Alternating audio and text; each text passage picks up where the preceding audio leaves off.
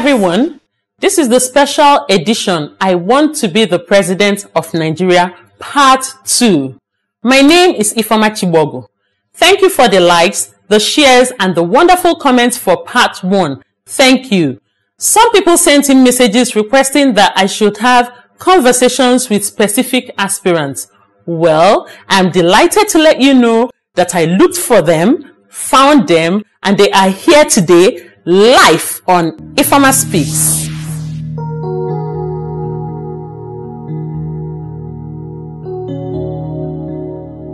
Good to see you, Professor Moghalu. You're welcome to Ifeoma Speaks. Thank you, Ifeoma. Yeah. The name Kingsley Moghalu is fast becoming currency in Nigeria. I suspect it's not because you were deputy governor at the CBN. Could you please share some more reasons for this viability? Well, I mean, that's partly out of my national service as deputy governor of the central bank. But of course, more recently, I've offered myself for election as president of the Federal Republic of Nigeria come February 2019. And I've set out a vision for Nigerians and the Nigerian people that I believe is very different, is very new, is very bold. And more Nigerians are buying into this vision and identifying with it. And that's why you may be hearing a certain buzz, because people are coming to see and to hear and to experience something that's quite different from what they're used to from the career politicians. The difference is that I'm interacting directly with the people. I'm listening to the people. I'm talking to them directly, telling them not just why things must change, but how they will change and how that change will happen when I become president in 2019. Interesting. Why the crossover from the financial to the political space? Well, my life has been quite a number of crossovers, actually. my main career was in the United Nations. I spent 17 years working for the United Nations. I started as an entry-level officer and worked my way up to the highest career rank of director in the World Organization. I served in Cambodia. I served in New York headquarters. I served in Croatia. I served in Tanzania, and I served in Switzerland. And I was engaged mainly in nation building, fixing broken societies, risk management and management reform in the UN. And, at some point I felt I needed to move into the private sector, and I resigned from the UN at the end of 2008 and set up a consulting firm in Switzerland, advising global corporations trying to invest in emerging markets, advising them on global strategy, advising them on risk management. And that's what I was doing when, as you know, the global financial crisis happened around this time.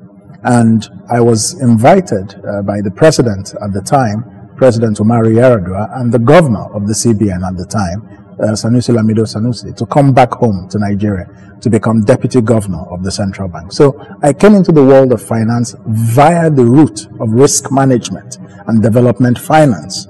And that's how I came into finance in the central bank as deputy governor in 2009. And I spent 5 years, it was a 5-year tenure at the bank. And after that, I was appointed a professor of the practice of international business and economic policy at the Fletcher School of Law and Diplomacy at Tufts University in Massachusetts, USA. The Fletcher School is one of the world's most respected schools of international affairs, and so it was quite an honor to be appointed to the faculty at the Fletcher School. So, and now, after teaching at the Fletcher School for a couple of years, I said to myself, why am I spending my time building other societies, building leaders who will lead other countries? I decided to come back home, and I became very dissatisfied with the narrative of poverty in this country. And I said to myself, you know what? My personal success is not the issue. If every other person around you is poor and looking for a hand out instead of a hand up, then it means that our political leadership class has failed. And therefore, I came to the conclusion that Nigeria needs a radically different type of leadership, a leadership that understands how to achieve economic transformation and take Nigeria from poverty to prosperity. And I think we can see that my background enables me to do that. We also have a society that is broken. We're disunited and divided. Nigeria is a country. It's not yet a nation. It needs to become a nation. As somebody who has been a nation builder for many years in various countries of the world, I feel I'd like to give that to my own country, to heal Nigeria and build a nation, to take Nigeria from poverty and unemployment to prosperity and job creation. That's the task before us. We need a very different mindset to be able to do this. Our political class have failed. They just don't have what it needs, what is required. There's always a difference when you listen to a professor. Okay. Especially a professor of practice who has done it. Okay. From the moment you become president, well, first, your party is a flag bearer. What significant contributions would you make? Well, coming out on the platform, I've declared for the Young Progressive Party, the YPP. The YPP is one of the new parties. It was registered in June 2017. The YPP is focused on service to the people. That is the slogan of the YPP. We are focused on accountability. We're focused on service. We're focused on the real essence of leadership. And the YPP is present in all the 36 states of Nigeria today. Our structures are far, wide, and deep. And it is a grassroots-focused party. The social media is important, but the YPP has not spent all its time on social media. It's been interacting with real people. And that represents the kind of politics I'm interested in. The politics of real people, the politics of engaging with the grassroots. And that's what I've been doing. I've gone around this country, still going around, on town halls where I meet and interact with, ordinary Nigerians across the length and breadth of this country. We have an organization called the Kingsley Moghalu Support Organization, KIMSO, which is also a ground army, our ground game. We're setting it up in 36 states of the Federation. So now when I become president, there are three things that will happen, because I have a vision that is like a tripod, like the tripod of your camera. Number one, to heal Nigeria and build a nation. Number two, to wage a decisive war against poverty and unemployment. Number three, to restore Nigeria's place in the world. These are the three things you will see over 4 years of my presidency, because my life has prepared me to address these critical challenges Nigeria faces. I'm not running for president because I have an ambition. I'm running for president because I have a vision. So I am a man with a vision on a mission for our people. And I am prepared. I'm the best prepared candidate of anybody standing today saying they want to be president, based on my track record, based on what I've achieved, based on what I've done to improve the lives of people around the world and in Nigeria particularly. As Deputy Governor of the Central Bank, we reformed the financial system of Nigeria in a way that impacted directly on the lives of Nigerians. The banks are stable. It's because of the work we did. They could have failed, and all your deposits would have been lost, like happened in the 1990s. We masterminded a lot of reforms in, payment systems. Your POS today that you use for payments, your bank verification numbers, your ATMs, all these things are things we did at the central bank.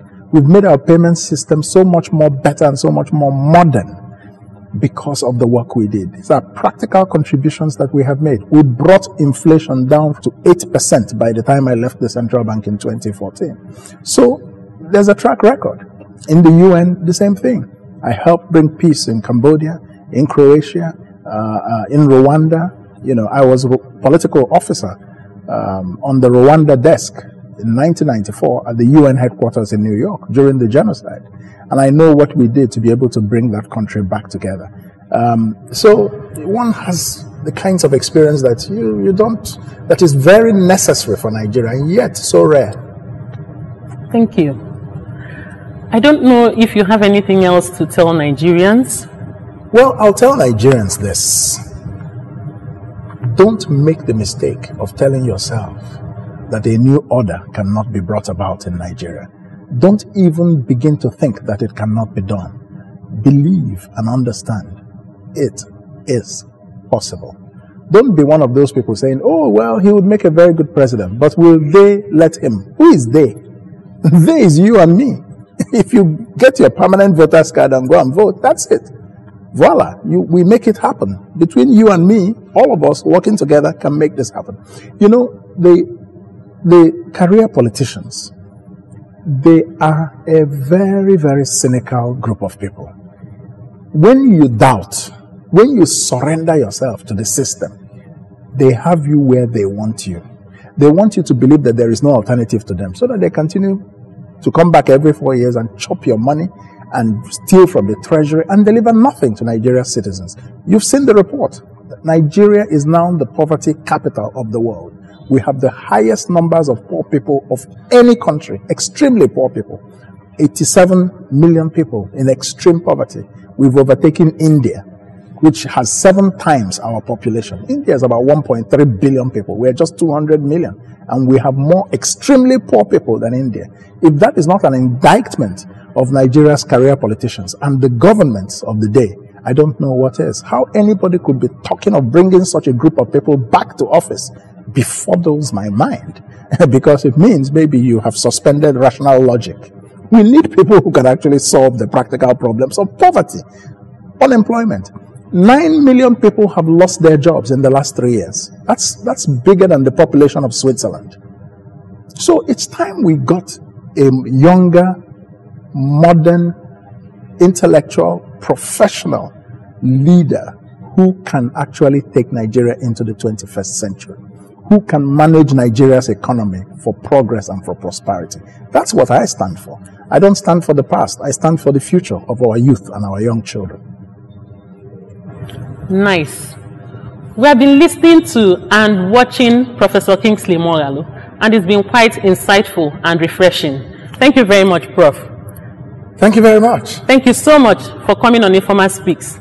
Now, real Pando flour, which one be that? Now, the first Pando flour for Nigeria, where they make with 100% yam, no mixture. 100% yam? That's one good though. I beg, from now on, na real Pando yam or nothing. Messi Riobong. Thank you. You're welcome to Informa Speaks. Thank you, Informa. Donald Duke needs no introduction. The name is familiar, the face is familiar. He was former governor of Cross River State. But I dare say, that is not the whole essence to the gentleman. Could you please tell us some more about yourself? Well, start off from a Nigerian. State of origin, Cross River. Concept of origin, totally Nigerian. Grew up in Lagos. Schooled in Sokoto and Zaria. Did my university in Zaria. Did a master's in the United States. I'm a lawyer. I'm married with 3 children. I have a very pan-Nigerian, pan-African outlook. I think we are a grossly underperforming nation. I got into the public sphere while I was in university in Zaria. I was a member of the Students' Union.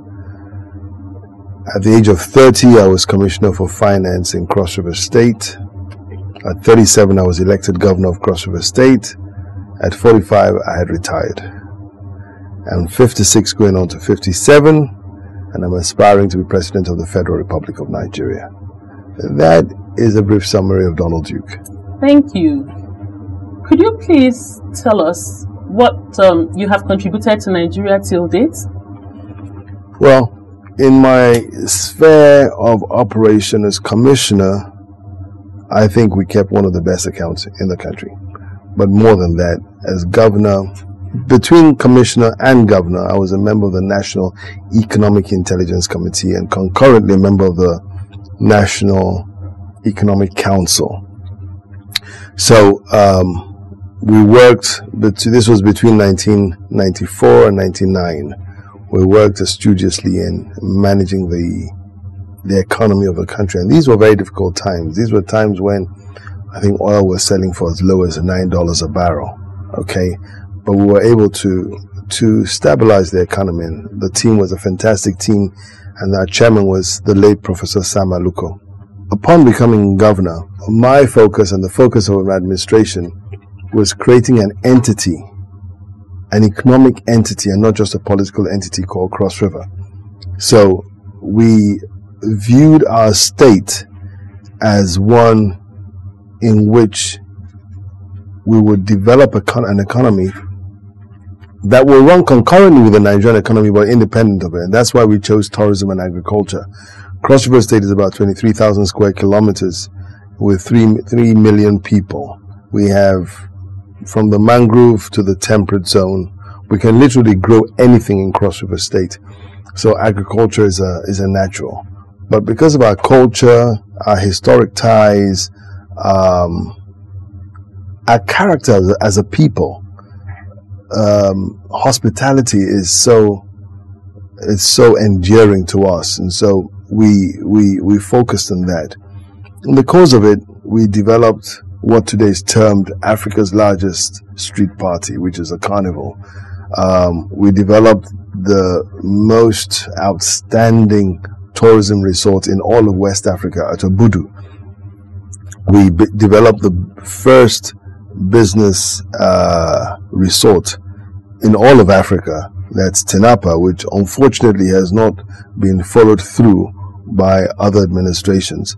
But more importantly, and I say this in forums like this, I think the critical thing we did, the most important thing we did, was providing hope to the Cross Riverians that their today is certainly better than their yesterday, and that tomorrow stands a better chance of being better than today.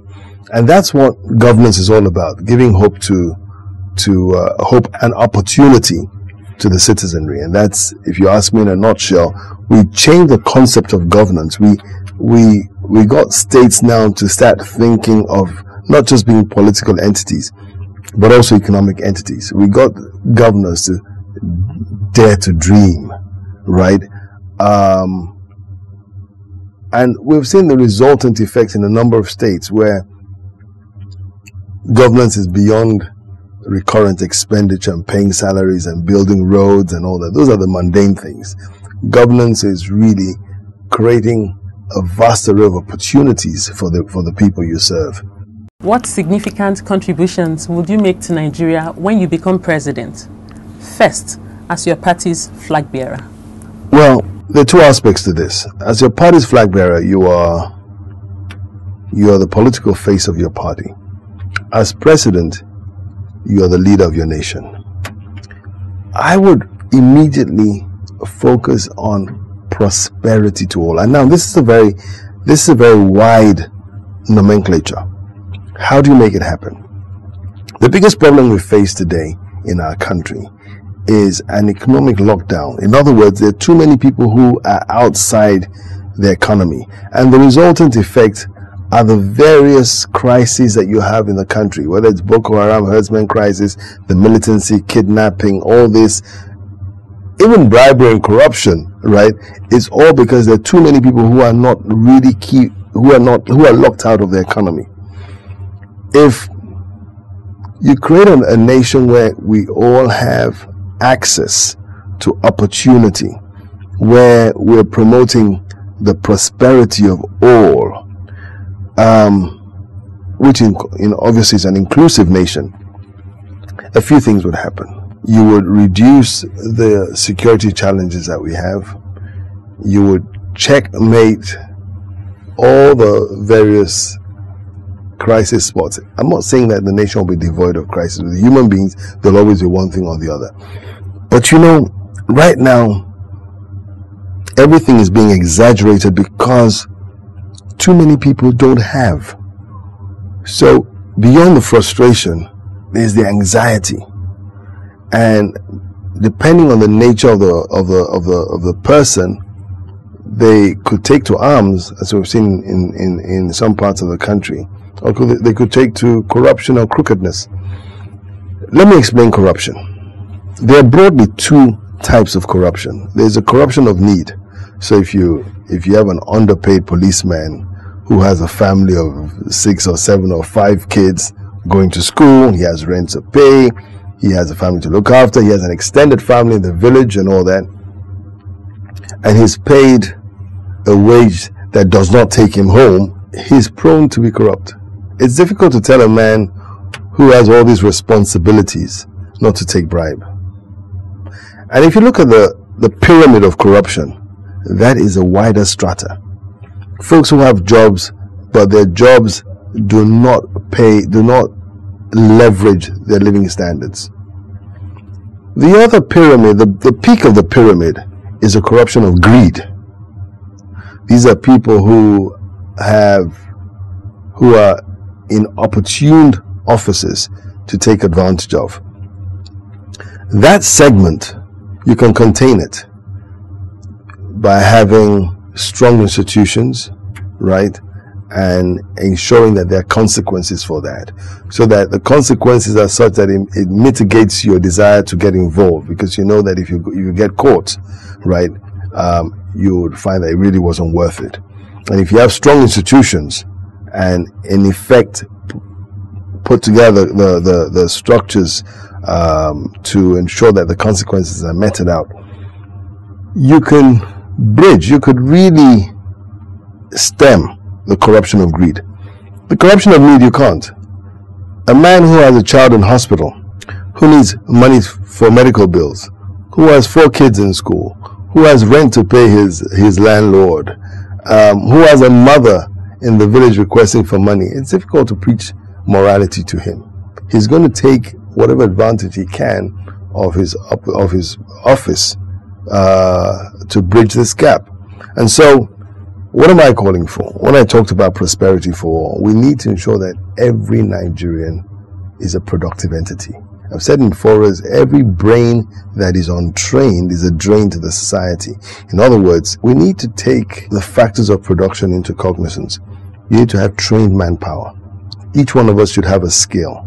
So regardless of our circumstance, we can do something, even no matter how menial it may be, but we're able to do something. We need to have affordable credits. Too often people have brilliant ideas, but they can't put it into effect because they can't get the monies they require. The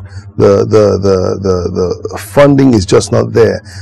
You can't have affordable credit where you're charging interest in excess of 20-30%. So we need to look at our financial sector very seriously. It's a mitigant to growth. This nation will need to grow at about 15% non-oil annually for 10 years to recalibrate the system.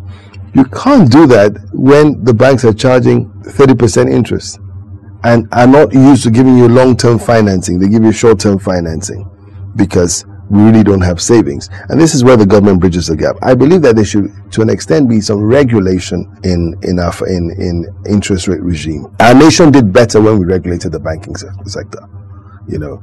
And a nation that is as poor as we are, because now we're beating the record when it comes to the poverty index. You need to ensure that each person is as entrepreneurial as possible, because you don't have all the factories that would employ the labor and all that.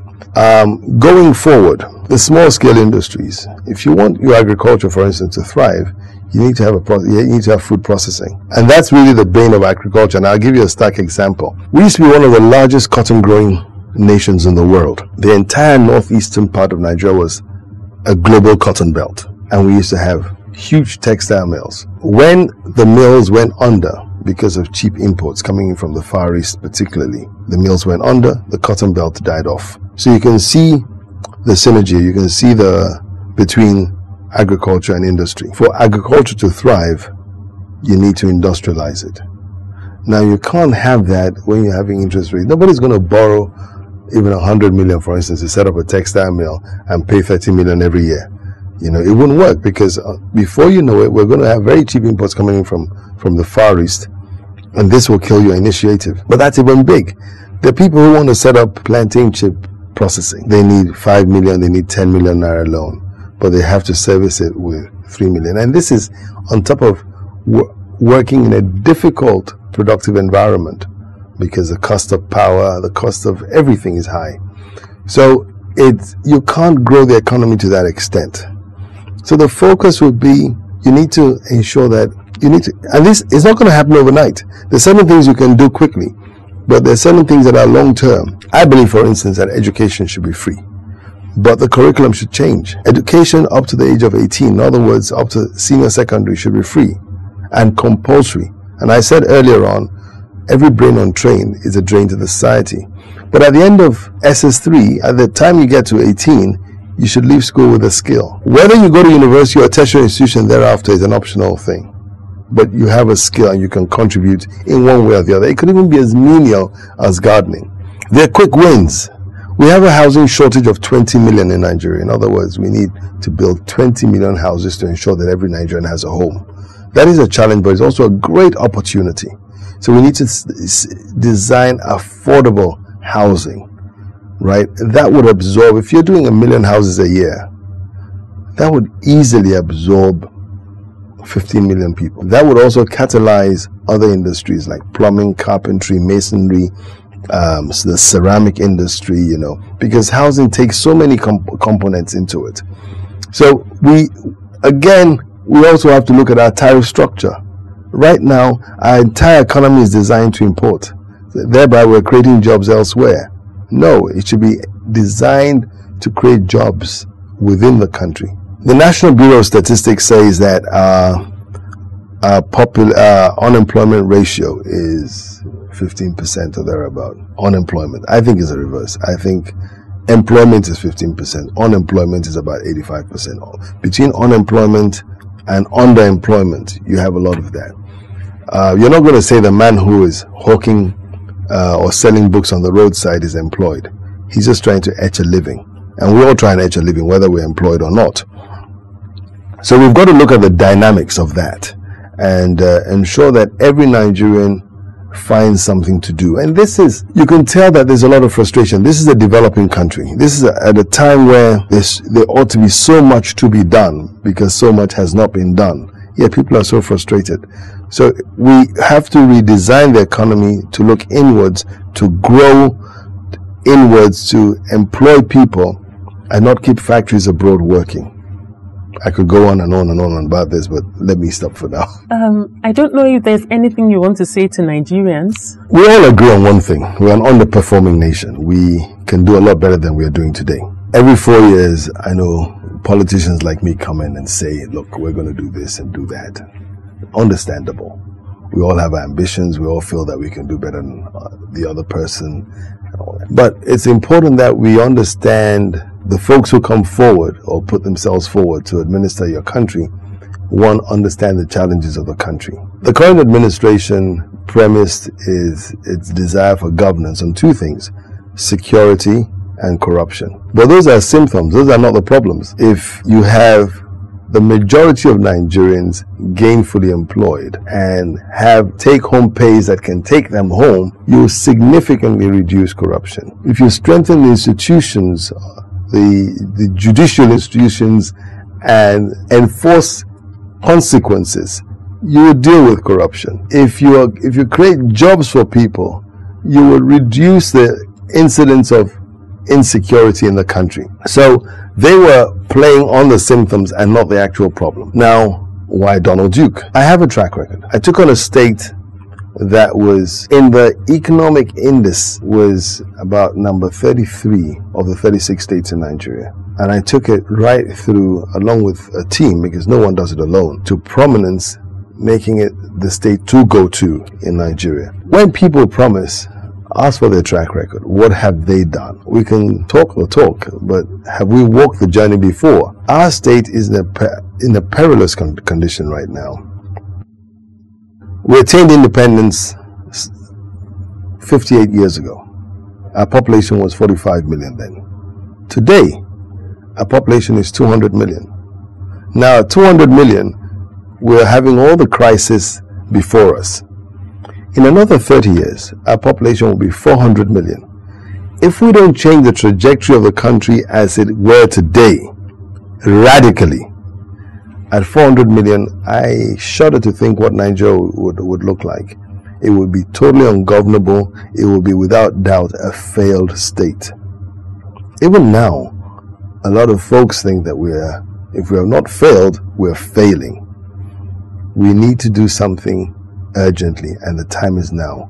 We cannot continue this way for another 4 years.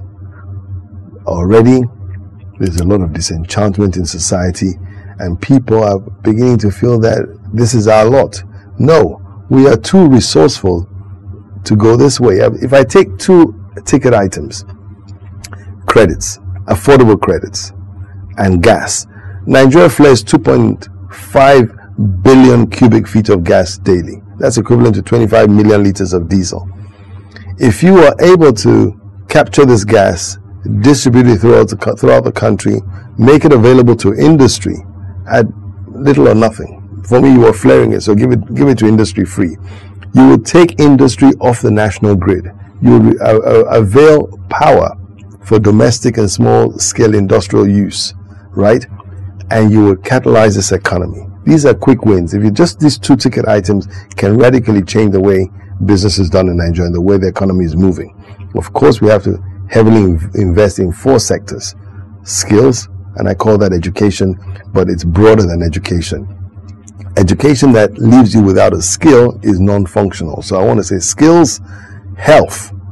Healthcare is important. We are hemorrhaging by sending our elites send their children abroad to school. They go to abroad for their Medicare. That is wrong. That is a non-functional society. So we need to invest in health, in skills, in health, in infrastructure, and in technology. We need to embrace technology because we're in a digital world. The beauty of Nigeria is that it has a large population, but in terms of landmass, it's relatively small. We're 925,000 square kilometers. So the furthest distance point to point in Nigeria is probably an hour, 30 minutes by jet plane. There are some countries like Brazil, from one end to the other could take you 6-7 hours by airplane, by jet plane. So we can speedily provide all the physical infrastructure that is required in this country. But the challenge is, do we have the leadership that has the requisite vision, strategy, and more importantly, the will, the volition to make it happen? And that's why I'm offering myself, and I thank you. You have been listening to Donald Duke. People call him so many things, from the Iroko to Unshakable to the last man standing. It's been awesome having him on Ifeoma Speaks. Thank you so much. Thank you for your time. Thank you. Interesting.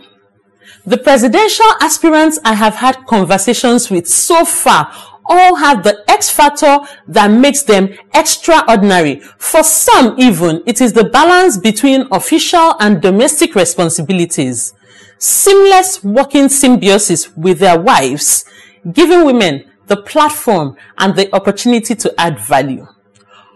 All of them want to be president. They seek the highest office in the land. Will they succeed? Will they be elected? There can only be one president in Nigeria at a time. Join the conversation on all my social media platforms. Subscribe to my YouTube channel. Thank you. Thank you for watching Ifeoma Speaks. Remember, life is meaningless until you find your purpose. See you next time. Thank you.